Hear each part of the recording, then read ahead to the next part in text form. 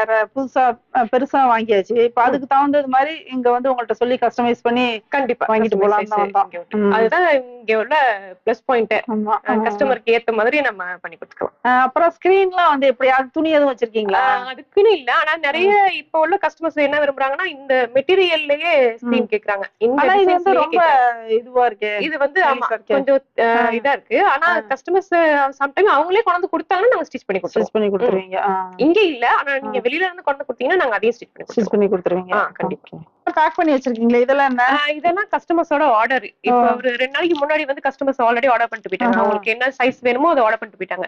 இது பாத்தீங்கன்னு சொன்னா குயின் சைஸ். இதுல நாங்க ஆல்ரெடி அவங்களோட டபுள் சைஸ். இது அவங்களோட சைஸ் பெட்டோட சைஸ் வந்து 120/200.